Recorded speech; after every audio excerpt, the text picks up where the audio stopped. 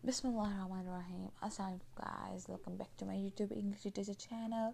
So today we are going to discuss about a very important theorist of post-colonial literature or post-colonial studies or post-colonialism, Frantz Fanon.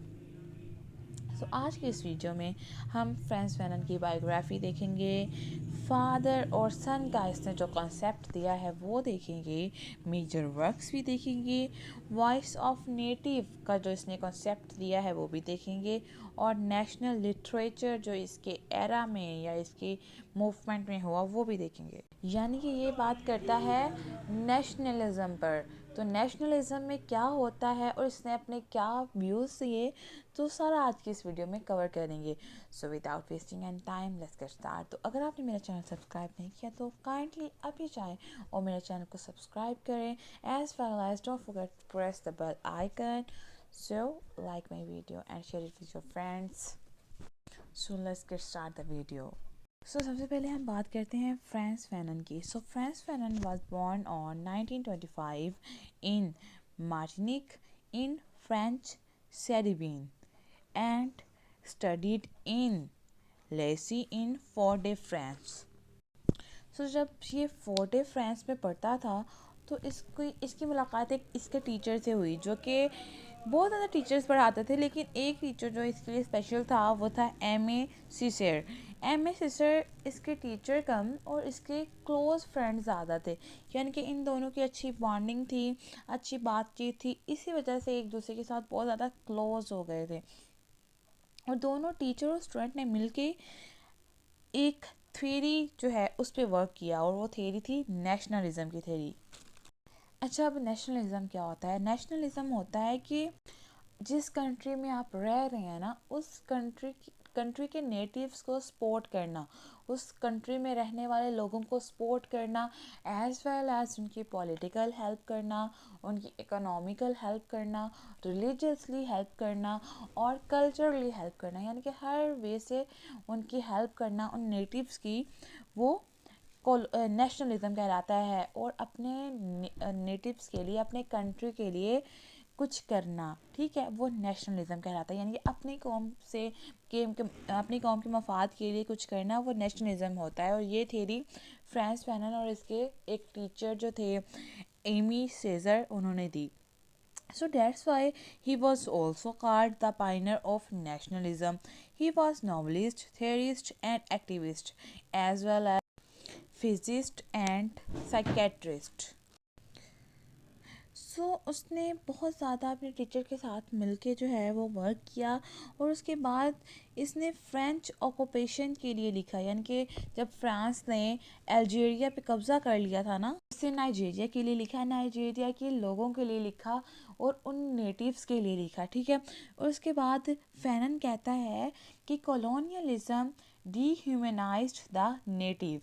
The process was so through that black man can see himself only as the black image of white man. यानी कि Fanon कह रहा है कि colonialism जो है ना, उसने उसने ह्यूमिलेट कर दिया है नेटिव्स को, जो वहाँ के कंट्री के रहने वाले लोग हैं ना, उनके साथ जानवर जैसा सलूक किया जा रहा है, उनको एक यानी कि लाइक अ मंकी उनको ट्रीट किया जा रहा है कि जो हम करें सिर्फ तुम लोग कॉपी कैट बन जाओ, जो हम करें वही तुम करो, ठीक है।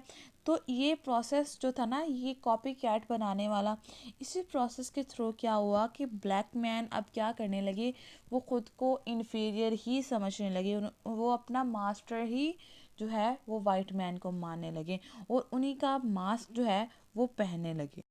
ब्लैक मैन जो था वो अपने आप को ब्लैक ही मानने लग गया था, यानी कि वो कहता था हम जो हैं वो इन्फीरियर हैं और वाइट मैन ही सुपीरियर हैं। और उसके बाद जो वाइट मैन था ना, वो एज अ मास्टर उस पर रूल कर रहा था, और ब्लैक मैन जो था वो एज अ स्लेव उस रूल को एक्सेप्ट कर रहा था, ओबीडियंटली उनके जो ऑर्डर्स थे वो मान रहा था। अब इसी बात पे जो है फैनन ने दो वर्क्स लिखे, यानी कि the rest of the earth जो कि 1961 में लिखा गया, as well as black skin and white masks in 1967। और उसके बाद जो फैनन था उसने जब वर्ल्ड वार टू उसने मतलब अपनी आँखों से देखी थी, वह चश्मदीद गवाह था वर्ल्ड वार 2 का। उस वजह से उसने क्या किया, ये जब उसने फ्रेंच आर्मी मतलब नॉर्थ अफ्रीका में उनको सर्व किया फ्रेंच आर्मी को, तो तब उसने ये वर्क्स वहाँ पे लिखे जो कि वार के एरा में लिखे गए, और कॉलोनाइजर्स एंड कॉलोनाइज्ड इन दोनों के बारे में ये वर्क्स लिखे गए हैं। फिर इसी वर्क को पढ़ के जो नेटिव से, ठीक है, इससे इन्फ्लुएंस होके फैनन की राइटिंग स्टाइल से उन्होंने आवाज़ उठाई अगेंस्ट कॉलोनाइजर्स। अब इसमें वो क्या कहते हैं कि बहुत ज़्यादा सालों जब वो मतलब कॉलोनाइज्ड रहे, बहुत ज़्यादा सालों की इल्यूजन के बाद, धोखे में रहने के बाद उनकी आंखें खुल गईं और वो रियलिटी जानने लगे, और उन्होंने कॉलोनाइजर्स के अगेंस्ट जो है वो आवाज़ उठाई, अपने जो हक थे उनको छीनने के लिए, जो कि उन्होंने ज़बरदस्ती उन पर कब्ज़ा जमा रखा था, ठीक है, और अपनी फ्रीडम के लिए उन्होंने आवाज़ उठाई। लेकिन क्या हुआ कि उनके पास टेक्नोलॉजी नहीं थी, उनके पास मिलिट्री पावर नहीं थी नेटिव्स के पास, तो इन जो है कमियों की वजह से वो फाइट नहीं कर सके अगेंस्ट कॉलोनाइजर्स। बट तब उन्होंने क्या किया, वो अपने उन नेटिव्स के खिलाफ जो है आवाज़ उठाने लगे जो उन कॉलोनाइजर्स के साथ मिलकर जो है काम कर रहे थे, ठीक है। तो फिर उसके बाद उन्होंने कहा, काम किसके लिए करने लगे, to work for their haters, यानी कि वर्क काम करना बंद करो, to work off their hater, उनके जो जिनसे वो नफ़रत करते थे, जो कॉलोनाइजर थे, उनके उनके साथ काम करना बंद करो, उनके लिए काम करना बंद करो। ये मोमेंट फिर स्टार्ट हो गई थी। फिर जब ब्लैक मैन ने ट्राई किया ना कि सारा कुछ नहीं हुआ, वो सारे फेल हो गए इन सारी चीज़ों में कि हम अपने हक छीन लें, अपनी फ्रीडम के लिए आवाज़ उठाएं, तो ये सब कुछ करके देख लिया लेकिन कुछ भी नहीं हुआ। फिर उन्होंने क्या किया, एक्सेप्ट कर लिया कि वो इन्फीरियर ही हैं, और उन्होंने वाइट मैन का मास्क पहनना शुरू कर दिया, यानी कि वो अपने आप को कॉपी कैट बना लिया वाइट मैन की, यानी कि वो एज अ फादर और एज अ सन, ठीक है, लाइफ गुजारे थे। एज अ फादर कौन लाइफ गुजारा था, जो कॉलोनाइजर्स थे, जो हुक्मरानी कर रहे थे, वो एज अ फादर लाइफ गुजारे थे, और जो नेटिव्स थे वो चाइल्डिश लाइफ गुजार रहे थे, बच्चेगाना, यानी कि जो फादर है ना पालने वाला घर के, वो सारे घर को पाल रहा था और उसी का ऑर्डर मानना जाना चाहिए था अकॉर्डिंग टू कॉलोनाइजर्स, ठीक है। अब कॉलोनाइजर्स क्या कहते हैं कि ये नेटिव्स जो है ना ये हमारे बच्चे हैं, और जो हम कॉलोनाइजर्स हैं वो हम इनके फादर हैं, और जो बच्चे हैं वो फादर के हुक्म माने बगैर जो है वो सरवाइव नहीं कर सकते, और ना ही अपने आप को वो किसी दूसरे के सामने जो है एसोसिएट कर सकते हैं हमारे हुक्म के बगैर। तो जो नेटिव्स थे ना, वो जो नेटिव कम्युनिटी थी और नेशनल कम्युनिटी थी, ये नेशन और नेटिव ये दोनों ही कंट्रोल में थी, किसके, जो कॉलोनाइजर्स थे, जो वाइट मैन थे, उनकी ये दोनों ही कंट्रोल में थी, नेटिव्स भी और उनकी नेशनैलिटी भी, और उनकी इवन कि उनकी economy as well as political issues, educational system, ये सारा कुछ जो है ये किसके हाथों चल रहा था, ये कॉलोनाइजर्स के हाथों चल रहा था, जो कि ब्लैक मैन पे, नेटिव्स पे रूल कर रहे थे, नॉन यूरोपियंस पे रूल कर रहे थे। फिर जब फैनन ने जो है अपने वर्क के थ्रू, राइटिंग स्टाइल के थ्रू उजागर किया, नहीं हुआ, फिर उसने क्या किया, एक और मूवमेंट स्टार्ट कर ली, वो थी नेशनल लिटरेचर मूवमेंट। अब इसमें क्या हुआ कि इसने ऑब्वियसली नेशनलिज्म के बारे में लिखा है कि अपनी कौम के साथ रहो, अपनी कौम के मफाद के लिए काम करो, तो फैनन ने इंट्रोड्यूस करवाया नेशनल लिटरेचर को, नेटिव्स को नेशनल लिटरेचर इंट्रोड्यूस करवाया, जिसमें वो नेशनल कॉन्शियसनेस यानी कि अपने नेटिव्स के बारे में कॉन्शियस होने की जो है तरगीब देता है। फिर उसके बाद इसमें उसने टर्म्स जो है यूज़ ऐसी यूज़ करवाई जिसकी बेस पे हम इस नेशनल लिटरेचर को या नेशनलिज्म को हम एंटी कॉलोनियलिज्म मूवमेंट भी बोल सकते हैं, जो कि किन के दरमियान थी, नेटिव्स के दरमियान, और जो ग्रुप थे उस कॉलोनी के, उनके दरमियान जो मूवमेंट थी, ये वो नेशनलिज्म या एंटी कॉलोनियलिज्म मूवमेंट कहलाती है। फिर इस मूवमेंट के अकॉर्डिंग क्या हो सकता था, या तो उन जो उन्होंने मतलब अपना सब्जुगेशन की हुई थी, डोमिनेंसी शो करवा रहे थे, वो ओवरकम हो सकती थी और लोगों की जो साइकी इफ़ेक्ट हो रही थी, डैमेज हो रही थी, उस पे ओवरकम किया जा सकता था उस नेशनलिज़म के थ्रू, उस नेशनल लिटरेचर के थ्रू।